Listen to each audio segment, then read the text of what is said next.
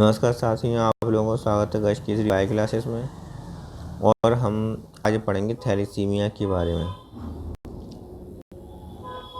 Thalassaemia जो रोग है ये अलिंगी क्रोमोसोम मतलब जो ऑटोसोम्स होते हैं उन पर संलग्न अप्रभावी जीन रक्त विकार है।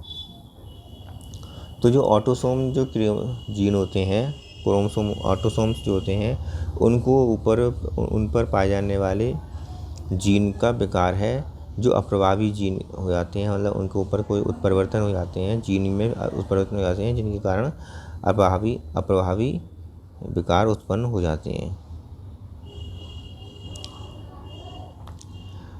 जो जनकों में संतति को वंशानुगत प्राप्त होता है, मतलब जो है जनकों से संतानों में जो वंशानुगत होता रहता है। कौन से जीन होते हैं? जो अप्रभावी जीन होते हैं, ये इनकी बात चल रही है। ऑटोसोम पर अप्रभावी जीन होने के कारण ये रोग उत्पन्न होता है और ये जीन वंशानुगत होते रहते हैं। जबकि जनक युगल के दोनों सदस्य अप्रभावी जीन के वाहक या विषम युग्मी होने के कारण अप्रभावी रहते हैं। जबकि जनक युगल के मतलब जो युगल है, जो जनक हैं, माता और पिता जो भी जनक हैं, उन दोनों सदस्यों में ये अप्रभावी जीन के कारण अप्रभावी जीन होगा। इसमें एक जगह पर अप्रभावी होगा। एक ऑटोसोम्स क्या होते हैं? XX होते हैं। कितने होते हैं ये XX? 22 जोड़ी होते हैं। 22 जोड़ी XX होते हैं और एक जोड़ी लिंग गुणसूत्र होते हैं। 22 जोड़ी जो XX होते हैं ये 22 जोड़ी होते हैं। तो ये 22 जोड़ी जो होते हैं, इनमें जब ये किसी जनकों में होते हैं तो जनक में एक अप्रभावी जीन है। जैसे इसमें अप्रभावी जीन XX है तो एक X पर अप्रभावी जीन पाया जा रहा है थैलेसीमिया रोग उत्पन्न करने के लिए। तो और ऐसे ही माता के ऊपर भी ऐसा ही है। तो इसमें अप्रभावी जीन होने के कारण क्या होता है, ना तो फादर में ये थैलेसीमिया रोग उत्पन्न होता है और ना ही ये मदर में थैलेसीमिया रोग उत्पन्न होता है, बल्कि क्या है कि दोनों में अप्रभावी जीन एक अप्रभावी जीन होता है, इसमें भी एक अप्रभावी जीन होता है। और प्रभावी जीन के कारण इसके अप्रभावी जीन का लक्षण को दबा दिया जाता है। जब इनका संतानें उत्पन्न होती हैं, जब दोनों अप्रभावी जीन से ग्रसित हैं और लेकिन फिर भी इनमें थैलेसीमिया का रोग उत्पन्न नहीं है, ऐसे जनकों के मध्य जब क्रॉस होता है और संतानें उत्पन्न होती हैं तो संतानें जो हैं उन संतानों में ऐसे रोग थैलेसीमिया रोग जो है वो उत्पन्न हो जाता है, क्योंकि उनके पास दो X गुणसूत्र जो कि जिसमें उत्परिवर्तन हो चुका है, जिनकी जीन में विकार उत्पन्न हो चुका है, जिनमें जीन में उत्परिवर्तन हो चुका है या विलोपन हो चुका है, ऐसे जीन उस संतानों में उत्पन्न आ जाते हैं और उनमें थैलेसीमिया रोग उत्पन्न हो जा रहा है। जैसे इसमें लिखा हुआ है कि NCERT की यह विकार या तो उत्परिवर्तन के कारण होता है या विलोपन के कारण होता है, या उत्परिवर्तन के कारण या विलोपन के कारण होता है। तो इसे याद रखना है कि ये जो विकार उत्पन्न होता है वो कैसे होता है, या तो उत्परिवर्तन के कारण होता है विकार या फिर विलोपन के कारण उत्पन्न होता है, उसके कारण ऐसा रोग उत्पन्न होता है। इसमें क्या होता है कि हीमोग्लोबिन बनाने वाले हीमोग्लोबिन जिससे बनता है वो वाली जो ग्लोबिन होती है, हीमोग्लोबिन बनाने वाली ग्लोबिन की एक श्रृंखला की संश्लेषण दर की कमी हो जाती है। तो इसमें जो संश्लेषण की जो दर है उसमें कमी आ जाती है, एक श्रृंखला की संश्लेषण की दर में कमी हो जाती है, जिस कारण क्या है विकृत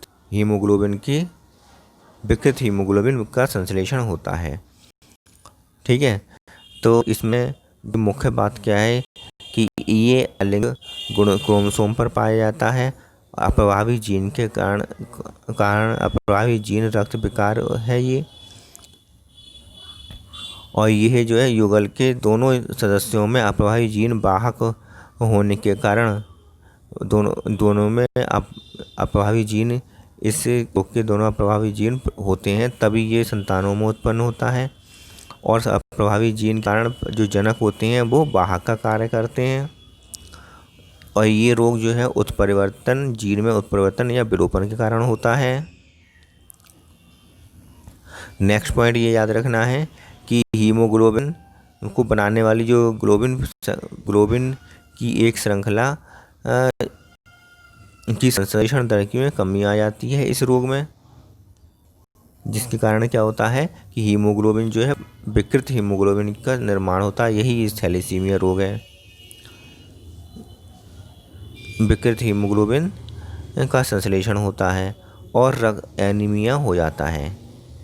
ठीक है, जो रोग का भी लक्षण है, अर्थात मतलब रोग थैलेसीमिया रोग में क्या होता है कि एनीमिया हो जाता है। एनीमिया क्यों हो जाता है? क्योंकि हीमोग्लोबिन विकृत हो जाता है, इसलिए ऑक्सीजन को कैरी नहीं कर पाता ये। हीमोग्लोबिन विकृत क्यों हो जाता है? क्योंकि इसमें जो हीमोग्लोबिन को बनाने वाली जो ग्लोबिन प्रोटीन है उसकी एक श्रृंखला की संश्लेषण की दर में कमी आ जाती है। ठीक है, यहाँ तक समझ में आ गया होगा। जो इस थैलेसीमिया रोग का वर्गीकरण इस प्रकार आधार पर किया जा रहा है कि हीमोग्लोबिन अणु की कौन सी श्रृंखला प्रभावित हुई है। तो हीमोग्लोबिन अणु की जो श्रृंखला है वो कौन सी श्रृंखला प्रभावित हुई है, इस आधार पर थैलेसीमिया का वर्गीकरण होता है।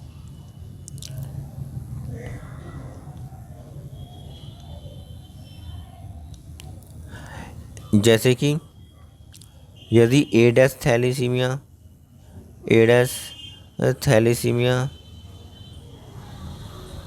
में एडस ग्लोबिन श्रृंखला का उत्पादन प्रभावित होता है, और ए डबल डैश थैलेसीमिया में ए डबल डैश ग्लोबिन श्रृंखला को प्रभावित होता है।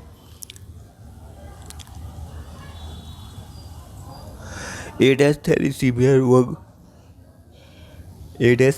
रोग का नियंत्रण प्रत्येक जनक के क्रोमोसोम 16 पर 2 सन्निकट लग्न जीन, कौन से क्रोमोसोम पर? 16 पर।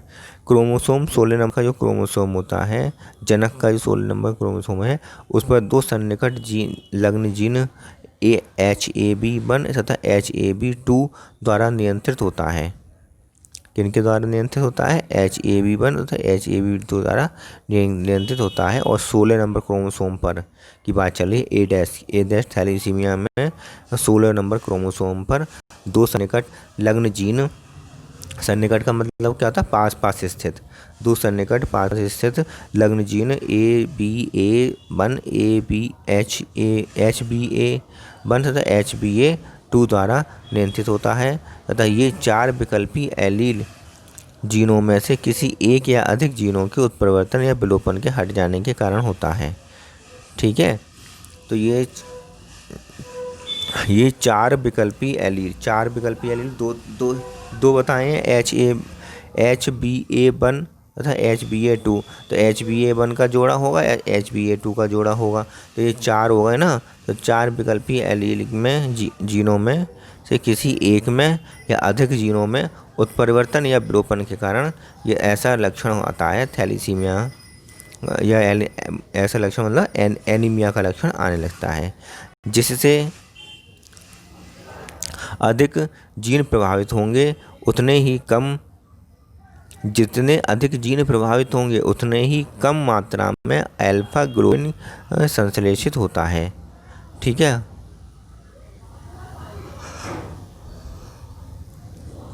जितने अधिक जीन प्रभावित होंगे। 4 विकल्पी एलील हैं, तो 4 विकल्पी एलील में अगर 4 प्रभावित हों, 3 प्रभावित हों, 2 प्रभावित हों, 1 प्रभावित, जितने अधिक जीन प्रभावित होंगे उतना ही कम मात्रा में अल्फा ग्लोबिन का संश्लेषण होगा। मतलब प्रभावित होने से अल्फा ग्लोबिन प्रभावित होने से हीमोग्लोबिन का जो ग्लोबिन वाला भाग है, अल्फा ग्लोबिन वाला जो भाग है, उसको ये नहीं बना पाता है। जबकि alpha A double dash thalassemia प्रत्येक जनक के 11वें क्रोमोसोम पर पाया जाता है। प्रत्येक क्रोमोसोम के कितने कौन से क्रोमोसोम पर पाया जाता है? जनक के 11वें क्रोमोसोम। जो 11वां क्रोमोसोम जो होता है उसमें एकल जीन के उत्परिवर्तन या विलोपन के कारण होता है। ठीक है, तो जो 11वें क्रोमोसोम पर जो एकल जीन है उसमें उत्परिवर्तन या विलोपन के कारण क्या होगा कि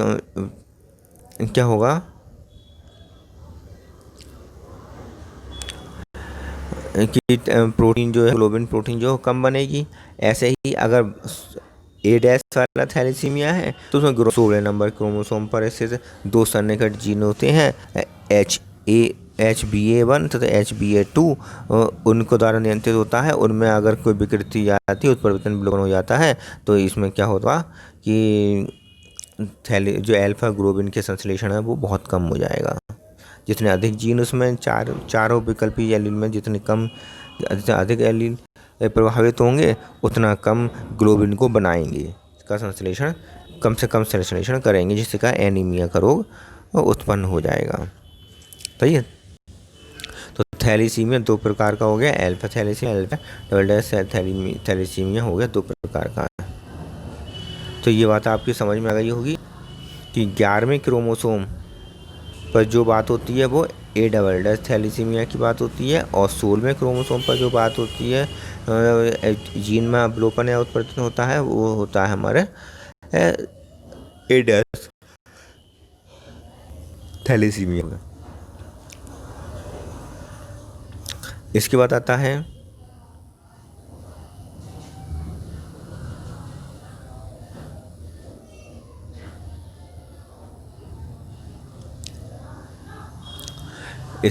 है हमारा क्रोमोसोमी विकार। क्रोमोसोमी विकार का मतलब क्या होता है? ये क्रोमोसोम के अंदर कौन सा ऐसा विकार हो जाए जिसके कारण ज़्यादा हो जाए, कम हो जाए, गायब हो जाए, जिसके कारण हमें नए नए विकार उत्पन्न हो जाते हैं। तो क्रोमोसोमी विकार कहते हैं क्रोमोसोम की उपस्थिति अनुपस्थिति के कारण जो होते हैं। तो इसमें क्या है, एक या अधिक क्रोमोसोम की उपस्थिति, अनुपस्थिति, अधिकता या असामान्य विन्यास के कारण ये विकार उत्पन्न होते हैं। कोश का विभाजन के समय क्रोमेटेड के विसंयोजन की अनुपस्थिति के कारण, क्रोमेटेड्स के विसंयोजन तो आप जानते हैं, ये क्रोमेटेड है, इन क्रोमेटेड का विसंयोजन होता है कि ये वाला जो क्रोमोसोम इधर आ जाता है या क्रॉसिंग ओवर वाला जो प्रोसेस होती है, ये आपको पता होगी। क्रोमेटेड के विसंयोजन की अनुपस्थिति के कारण क्रोमोसोम की अधिकता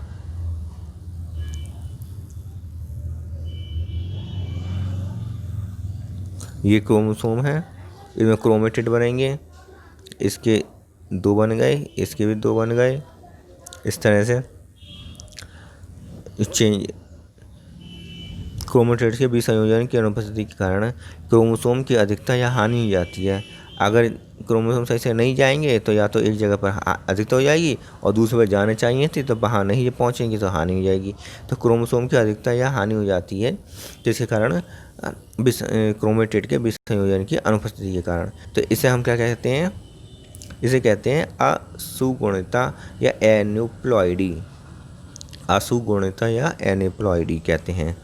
जैसे 21वें गुणसूत्र की एक प्रति की अधिकता से डाउन सिंड्रोम हो जाता है। तो 21वें गुणसूत्र में क्या होता है कि डबल एक्स होंगे, लेकिन डबल एक्स की जगह एक और एक्स आ जाए, ट्रिपल एक्स हो जाए। ठीक है, एक प्रति की और अधिकता हो जाए, ट्रिपल एक्स हो जाए, तो उसमें क्या डाउन सिंड्रोम हो जाता है। इसी प्रकार एक्स गुणसूत्र की हानि से नारियों में टर्नर सिंड्रोम हो जाता है। अगर एक्स गुणसूत्र कम हो जाए, केवल डबल एक्स, केवल एक ही एक्स रह जाए, तो उसमें क्या होगा? टर्नर सिंड्रोम हो जाता है। कोशिका द्रव्य विभाजन ना हो सकने के कारण क्रोमोसोम का एक पूरा समुच्चय अधिक हो जाता है। कभी कभी क्या होता है कि कोशिका द्रव्य का विभाजन सही से नहीं हो पाता, जिसके कारण क्या है, क्रोमोसोम का पूरा एक समुच्चय अधिक हो जाता है। इसे बहुगुणिता कहते हैं या पॉलीप्लॉइडी से कहते हैं। ठीक है।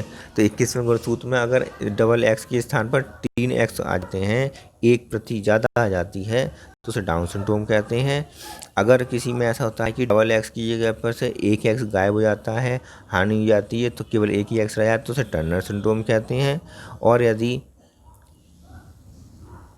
कोशिका द्रव्य ना हो, सही से विभाजन ना हो पाए, तो उसमें क्रोमोसोम का पूरा समुच्चय ही अधिक हो जाता है, पूरा पूरा पेयर ही अधिक हो जाता है, तो इसे क्या कहते हैं, बहुगुणिता कहते हैं या पॉलीप्लॉइडी कहते हैं। ये अवस्था कहाँ पाई जाती है? पॉलीप्लॉइडी अवस्था पौधों में पाई जाती है। ये अवस्था पौधों में पाई जाती है। मनुष्य में गुणसूत्रों की संख्या कितनी होती है? क्रोमोसोम की संख्या, अच्छा 46 गुणसूत्र होते हैं। 23 जिन्हें हम 23 जोड़े भी कह सकते हैं। 22 जोड़े अलिंगी गुणसूत्र होते हैं, मतलब ऑटोसोमल होते हैं। और एक जोड़ा कैसा होता है? सेक्स गुणसूत्र का होता है, सेक्स क्रोमोसोम का होता है। जैसे कि इसमें दिखाया गया है,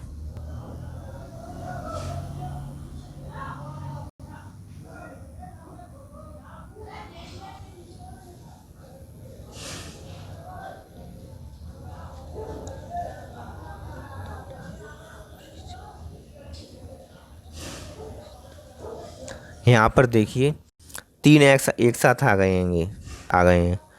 देखिए 3x एक साथ आ गए यहाँ पर।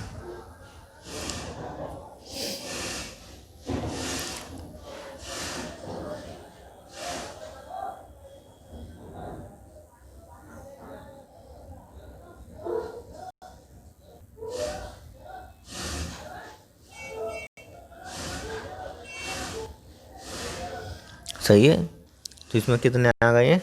3x एक साथ आ गए हैं।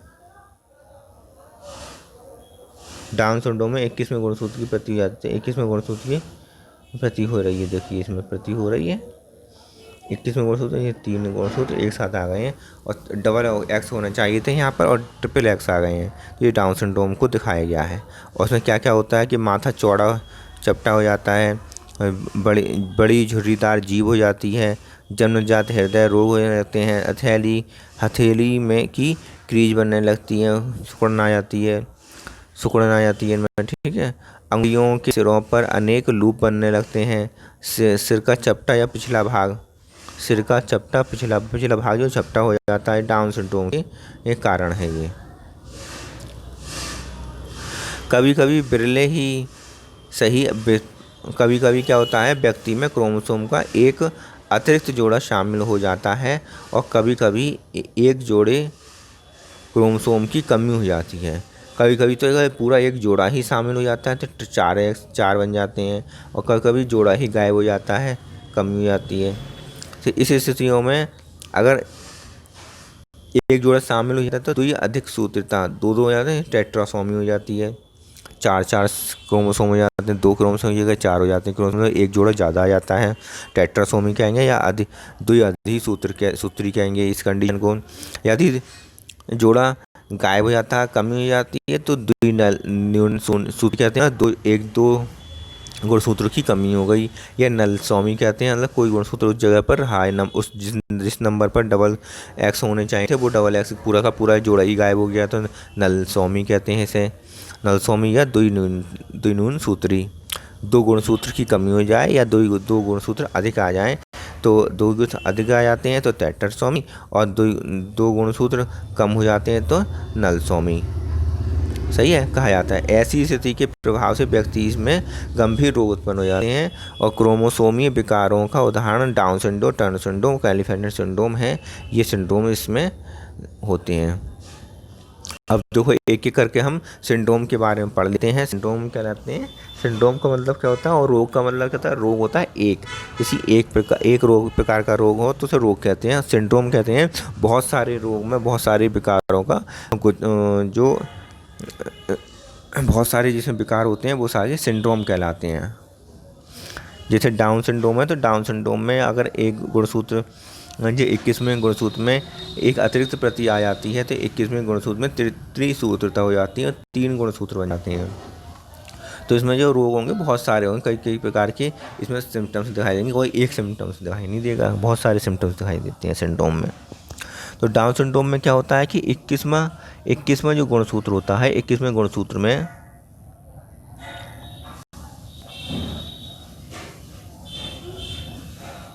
21वें गुणसूत्र में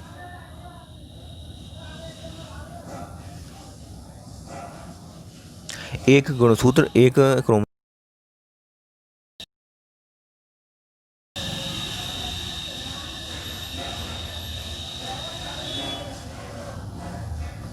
देखिए एक अधिक आ जाता है, मतलब 21वें गुणसूत्र में अगर x है तो x की जगह पर एक गुणसूत्र अधिक आ जाएगा और ये क्या हो गया, त्रिसूत्रता हो गई, ट्राइसोमी हो गई। इसे हम क्या कहेंगे, ट्राइसोमी, या फिर इसे कहेंगे त्रिसूत्रता, इसे हम कहेंगे त्रिसूत्रता। तो ये हमें किसने बताया था, सबसे पहले लैंगडम डाउन ने बताया था, इसलिए उन्हीं के नाम पर इसे डाउन सिंड्रोम कहते हैं, जिन्होंने 1866 में इसकी खोज की थी। रोगी व्यक्ति छोटे कद के होता है, रोगी व्यक्ति जो है वो छोटे कद का होता है, इसमें छोटे गोल सिर वाला होता है, छोटा और गोल सिर होता है, जीभ में खांच होती है, मुख में आंशिक रूप से खुलता है, पूर्ण रूप से खुल नहीं पाता, हथेली चौड़ी हथेली में अभिलक्षणिक पाम कीस पाए जाते हैं। शारीरिक और मन प्रेरक मतलब साइकोमोटर तथा मानसिक विकास अवरुद्ध रहता है, तो मानसिक विकास पूरी तरह से हो नहीं पाता है, साइको हो जाता है बच्चा, शारीरिक कमी आ जाती है इसमें, ठीक है। ये सारे लक्षण जो है डाउन सिंड्रोम के हैं, इतने सारे लक्षण होते हैं, ऐसी कमियां होती हैं, इसलिए इसे सिंड्रोम कहा जाता है। तो डाउन सिंड्रोम में जो हमें याद रखना है वो 21वें क्रोमोसोम में होता है। 21वें क्रोमोसोम में एक एक्स्ट्रा गुणसूत्र आ जाता है और जिस कारण वह त्रिसूत्रता दर्शाता है, और इसकी खोज हमें लैंगडम डाउन ने करी थी और 1866 में करी थी, ये याद रखना है। इसके बाद आता है हमारा क्लाइनेफेल्टर सिंड्रोम। यह आनुवंशिक विकार का कारण एक्स गुणसूत्र में की एक अतिरिक्त प्रतिलिपि है, मतलब एक एक्स गुणसूत्र अतिरिक्त हो जाता है, जिसके कारण केंद्रक में 47 गुणसूत्र हो जाते हैं। 47 तो ऊपर वाले में भी थे, सही है, 47 ऊपर वाले में भी थे, उसमें भी एक्स हो गया था 21वें गुणसूत्र, तो उसमें भी 47 हो गए थे। ऐसे इसमें भी 47 हो जाते हैं, इसमें भी एक एक्स ज़्यादा आ जाता है, क्रोमोसोम XXY हो जाते हैं। ऐसे व्यक्ति समग्र रूप से तो पुनः प्रधान होते हैं, मतलब समग्र रूप से पुनः प्रधान होते हैं, मतलब मेल तो होते ही हैं, किंतु मादा लक्षण भी इसके अंदर गाइनोकैमेटिव, जिसे हम मादा लक्षणों से कहते हैं गाइनिकोमैस्टिजी या स्त्रीवत पुरुष वक्ष का प्रवर्धन हो जाता है। व्यक्ति कहते हैं ऐसे व्यक्ति क्या कहलाते हैं, बांझ। ऐसे व्यक्ति क्या कहलाते हैं, बांझ कहलाते हैं। ऐसे व्यक्ति बांझ कहलाते हैं, बांझ हो जाते हैं, ठीक है। तो जो क्लाइनेफेल्टर सिंड्रोम जो है, जो आनुवंशिक विकार का कारण है, मतलब इसमें क्या, जो लिंग गुणसूत्र होते हैं उनमें एक एक्स ज़्यादा आ जाता है, XY होना चाहिए। लड़कों में कितना होता है, XY, ठीक है। अब उसमें क्या है, लड़का है ये, XY है इसमें, लेकिन लिंग गुणसूत्र में एक एक्स ज़्यादा आ जाता है। ज़्यादा आने की वजह से क्या है कि इसमें फीमेल के गुण भी आ जाते हैं, ये फीमेल का गुण हो जाता है। होता तो ये मेल है, लेकिन मेल होने के साथ साथ इसमें फीमेल के गुण भी आ जाते हैं, सही है। तो फीमेल के गुण आने के कारण इस जो आते हैं, इस कंडीशन को गाइनिकोमैस्टिजी कहते हैं, या स्त्रीवत पुरुष वक्ष का वर्धन हो जाता है, मतलब उनके स्तनों का आकार वक्ष पर स्तन बनने लगते हैं। जैसे स्त्रियों के स्तन होते हैं, ऐसे ही बड़े स्तन पुरुष के भी बन जाते हैं। इन्हें क्लाइनेफेल्टर सिंड्रोम कहा जाता है। इस सिंड्रोम को क्लाइनेफेल्टर सिंड्रोम कहा जाता है, जिस पुरुष में स्त्रियों जैसे गुण आ जाते हैं। टर्नर सिंड्रोम के बारे में बात करते हैं अब। टर्नर सिंड्रोम में क्या होता है कि इस विकार का कारण एक एक्स गुणसूत्र का क्रोमोसोम का अभाव होता है। इसमें अभाव है, टर्नर सिंड्रोम में एक्स गुणसूत्र का अभाव है, अर्थात 45 गुणसूत्र रह गए, होते तो 46 हैं अब एक माइनस हो गया तो यहाँ कितने रह गए 45 रह गए। 45 गुणसूत्रों की XO स्थिति दर्शाती है। ऐसी नारी बांझ होती हैं। ठीक है, तो नारियां अर्थात में क्या है कि इसमें जो लिंग गुणसूत्र होता है लड़कियों में डबल X होता है। अब एक X तो यहाँ पर रहेगा नहीं, तो ये तो चला गया, ख़त्म हो गया, यहाँ आया ही नहीं। तो क्या रह गया इनका जो कॉम्बिनेशन क्या रह गया लिंग गुणसूत्र का, X और 0। 0 का मतलब यहाँ कुछ है ही नहीं, यहाँ X होना चाहिए था, X रहा नहीं। तो ऐसा कंडीशन जो कहलाती है XOG जी कंडीशन कहलाती है। इसमें क्या था, नारी जो होती हैं, अब X है तो लड़की होगी, X तो लड़की ही है। बाई होता तो लड़का कहलाते हैं, लेकिन यहाँ तो बाई तो है ही नहीं, X ही है, तो वो X का ही काम करेगी, मतलब नारी का ही काम करेगी, नारी होगी। लेकिन नारी डबल X होना चाहिए थी, तब तो पूर्ण नारी होती है। एक ही X है, दूसरा X है ही नहीं यहाँ पर, तो नारी क्या होगी, बांझ रहेगी। उसमें क्या होगा, अंडाशय अल्पवर्धित रहेंगे। अंडाशय कैसे हो जाएंगे, अंडाशय कैसे हो जाएगा, अल्पवर्धित, पूरी तरह से विकसित अंडाशय नहीं पाया जाएगा, जिस कारण वो नारी कैसे हो जाएगी, बांझ हो जाएगी। द्वितीयक लैंगिक लक्षणों का अभाव रहता है, इसके अंदर द्वितीयक लैंगिक लक्षण नहीं पाए जाएंगे। इसके अंदर ऐसे नारियों में क्या होता है, द्वितीयक लैंगिक लक्षण नहीं पाए जाते हैं, स्तन छोटे से रह जाते हैं, अंडाशय से परिपक्व नहीं होता अंडाशय, नारी बांझ रह जाती है, MC होती नहीं है ऐसी नारियों में। तो ये टर्नर सिंड्रोम के लक्षण है। तो टर्नर सिंड्रोम में क्या होता है कि ये जो लिंग गुणसूत्र है उसमें केवल X रह जाता है, दूसरा X नहीं होता यहाँ पर, इसलिए टोटल संख्या गुणसूत्रों की संख्या 45 होती है।